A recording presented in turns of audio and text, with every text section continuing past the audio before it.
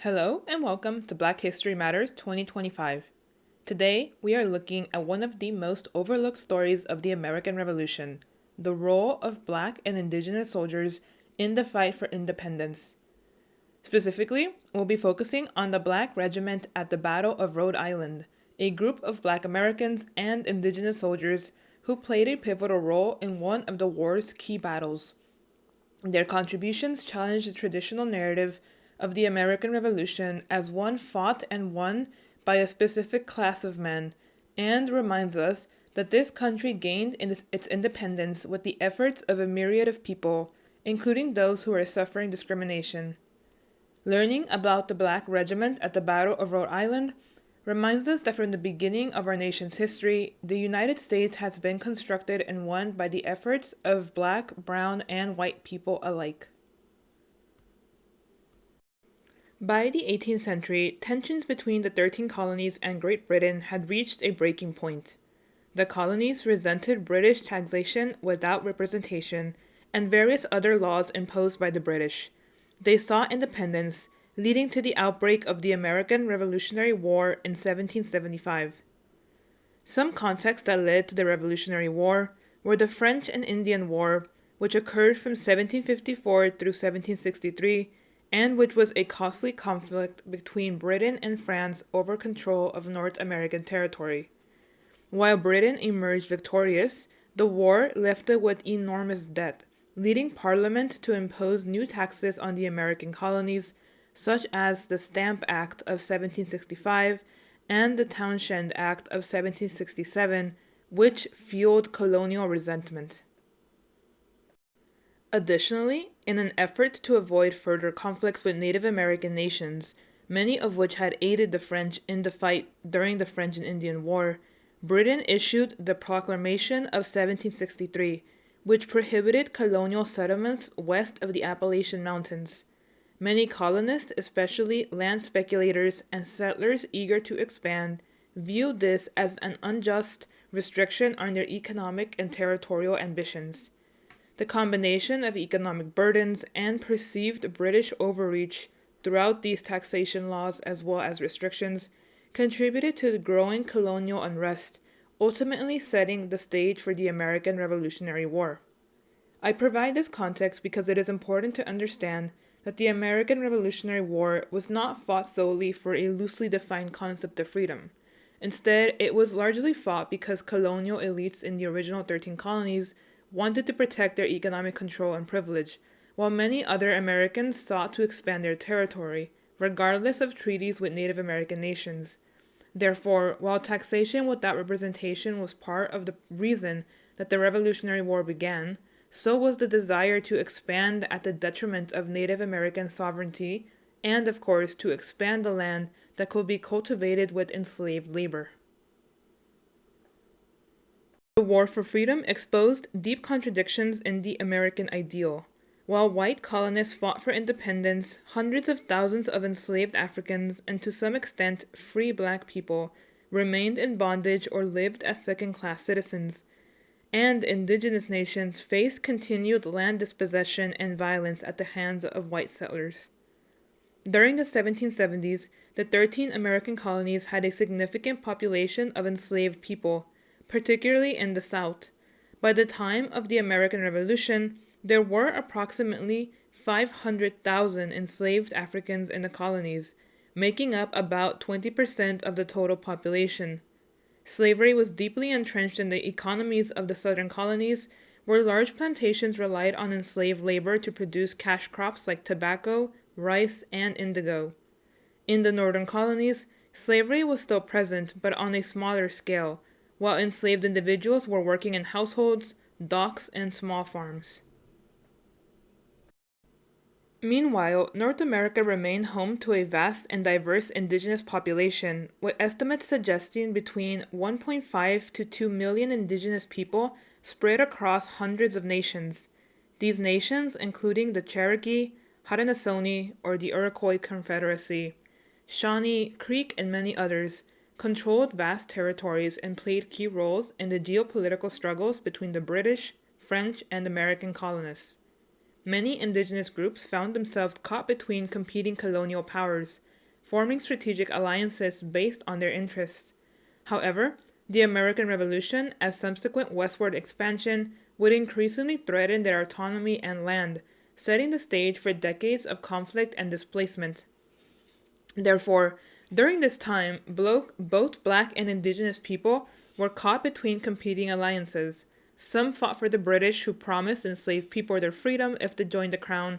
Others sided with patriots, American colonials, hoping that military service would earn them respect, rights, and in some cases their freedom. Ultimately, it did not for many. However, one of the most striking examples of this was the Black Regiment of Rhode Island, an all-black unit that took center stage at the Battle of Rhode Island. For Black Americans, the war presented both an opportunity and a danger. Some states initially banned Black men from enlisting, fearing an armed Black population. However, as the war dragged on and troops were needed, attitudes shifted. On February 14, 1778, Rhode Island's General Assembly made a radical decision. Enslaved men who joined the military would be granted their freedom.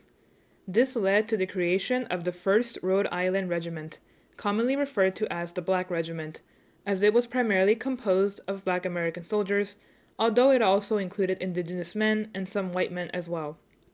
The General Assembly said that, quote, every able-bodied Black, mulatto, or Indian man-slave, end quote, who chose to do so could serve, and voted that, quote, every slave so enlisting shall, upon his passing muster before Colonel Christopher Green, be immediately discharged from service of his master or mistress, and be absolutely free, end quote. The owners of enlisted slaves were to be compensated by the Assembly equal to their market value. Therefore, those who joined the regiment were promised their freedom, and their former masters would be compensated. Over the next 4 months, 88 enslaved men joined the regiment, along with several free Black and Native American recruits. The regiment ultimately grew to around 225 soldiers, with up to 140 of them being Black. The decision to enlist enslaved individuals was met with controversy, leading to a halt in non-white enlistments after June 1778. Despite this change, the regiment continued to be referred to as the quote-unquote Black Regiment, even as white soldiers were brought in to replenish its numbers, gradually transforming it into an integrated unit. For indigenous people, the war was deeply complex. Tribes such as the Narragansett, who had been in Rhode Island long before European colonization, found themselves divided, with some allying with the British and others joining the Patriot cause. Those who fought in the Black Regiment hoped that their participation would protect their communities and strengthen their standing in the new American society.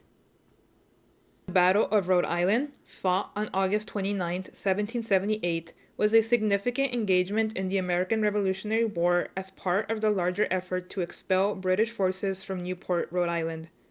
At the time, Newport was a strategic port city occupied by the British since 1776, serving as a key naval base that allowed them to control shipping lanes and project power in New England. The battle was part of the first major joint military operation between the American Continental Army and their new French allies, marking an early test of Franco-American cooperation. Although the battle ended inconclusively, with the American forces withdrawing, it demonstrated the power of the Continental Army and its ability to stand against British and Hessian troops. The British maintained control of Newport until 1779. The battle, however, foreshadowed the eventual shift of the war to the Southern colonies' favor. On August 29, 1778, the Battle of Rhode Island occurred, as was just mentioned, and it became a defining moment for the Black Regiment. As American forces attempted to defend the island from the British, the Black Regiment was tasked with holding a strategic defensive position against Hessian forces, the German mercenaries who were fighting for the British. Despite being outnumbered and under intense fire, the Black Regiment held the line, preventing a major British advance. Their bravery not only saved American forces from a devastating loss, but also demonstrated the vital role Black and Indigenous soldiers played and would continue to play in the war.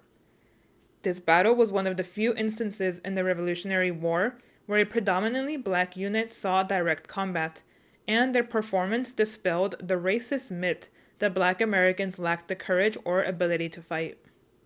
Black Americans had been involved in the Revolutionary War from the very beginning, fighting in an unofficial capacity at Lexington and Concord in April 1775, and serving in integrated militias throughout the conflict.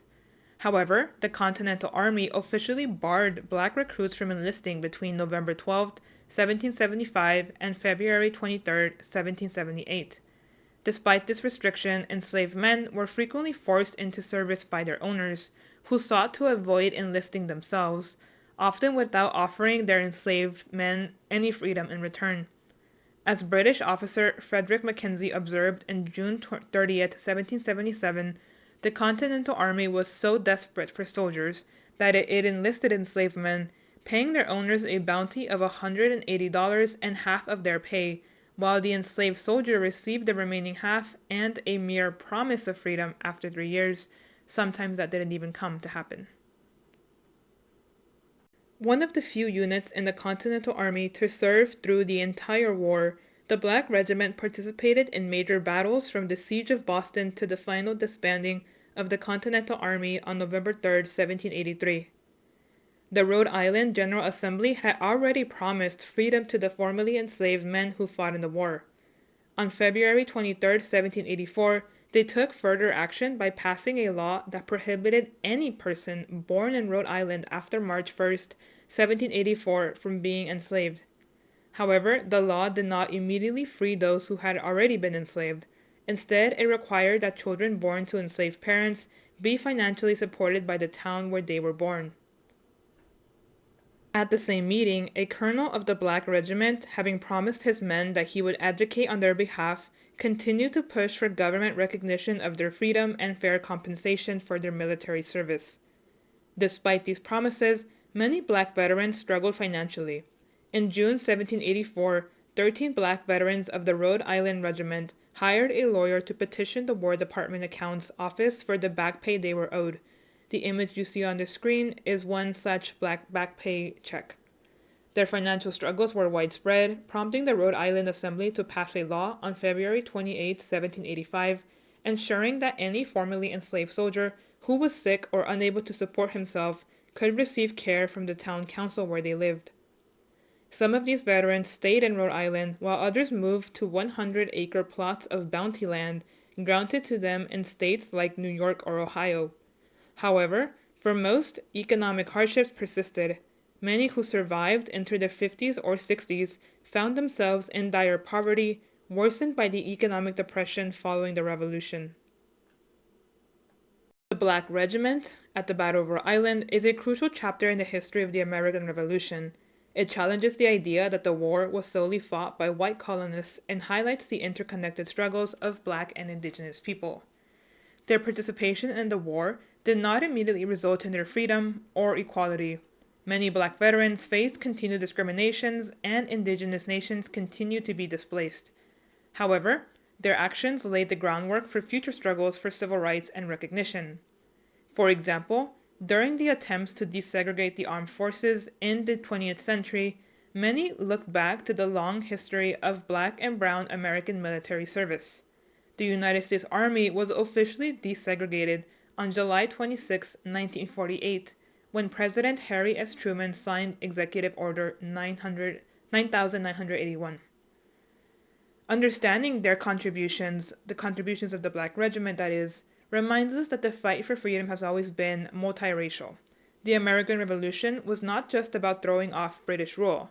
For many, it was about fighting for a deeper, more inclusive vision of liberty, even if just for themselves.